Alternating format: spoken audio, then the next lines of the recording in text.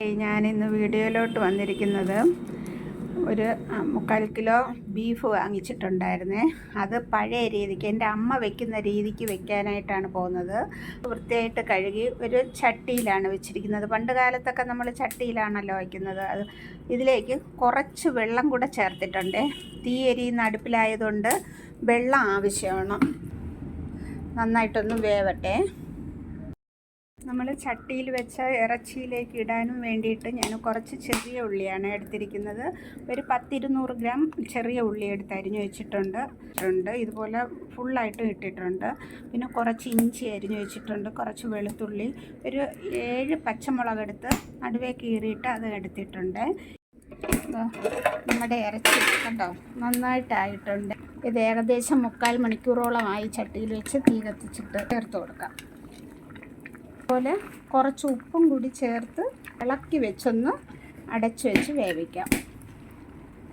ഇങ്ങനെ വേവിക്കുന്ന ഇറച്ചി നല്ല ടേസ്റ്റാണ് കേട്ടോ. ചട്ടിയിൽ തന്നെ തീയരിച്ച് വേവിക്കുന്നത് നല്ല ടേസ്റ്റായിട്ട് കിട്ടും.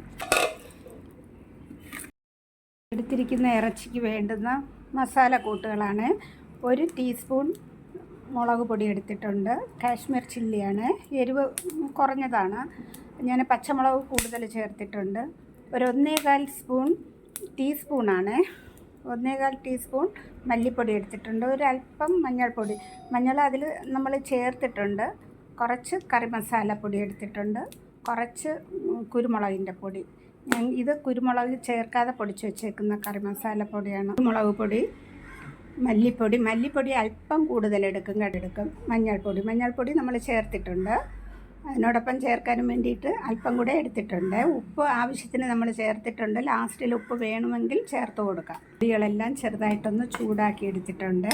അതിന് നമുക്ക് ഇതിലോട്ടേക്ക് ഈ എടുത്തു വച്ചിരിക്കുന്ന ഇറച്ചിയിലോട്ടേക്ക് ചേർത്ത് കൊടുക്കാം. നമ്മൾ വെച്ച ഇറച്ചി ഉണ്ടോ എല്ലാം റെഡി ആയിട്ടുണ്ട്. ഇതിൽ 2-3 എല്ലും കൂടെ ചേർത്തിട്ടുണ്ട്. എല്ല് ചേർത്ത് കഴിഞ്ഞാൽ നല്ല ടേസ്റ്റ് ആയിരിക്കും. അതിനായിട്ടാണ് ഞാൻ കുറച്ച് എല്ലും കൂടി ചേർത്തത്. നമ്മൾ അരപ്പ് ഇതിലേക്ക് ആഡ് ചെയ്തിട്ടുണ്ട്. ഇനി ഇതിലേക്ക് 3 മീഡിയം സൈസ് ടൊമാറ്റോയും കൂടെ ചേർക്കാനുണ്ട്. നമ്മൾ തക്കാളി ചേർത്തിട്ടുണ്ട്. കുറച്ച് ചാറിന് വേണ്ടി തിളച്ച വെള്ളം ഒഴിച്ചിട്ടുണ്ട്. ഏകദേശമായിട്ടുണ്ട്. ഈ തക്കാളിയും കൂടെ ഒന്നായി കഴിയുമ്പോൾ നമ്മുടെ ബീഫ് കറി റെഡി ആയിട്ടുണ്ട്. ട്രൈ ചെയ്ത് നോക്കുക, നല്ല ടേസ്റ്റാണ്. ചെറിയ ഉള്ളി ഇട്ട് വയ്ക്കുന്നതേ നല്ല ടേസ്റ്റാണ്. ഇതിൽ നമ്മൾ ഒരു തുള്ളി എണ്ണ പോലും ചേർത്തിട്ടില്ല. എണ്ണ ചേർക്കാതെ തന്നെ നമുക്ക് ഈ ബീഫ് കറി ഇങ്ങനെ ചാറിട്ട് ചെയ്യാവുന്നതാണ് കേട്ടോ.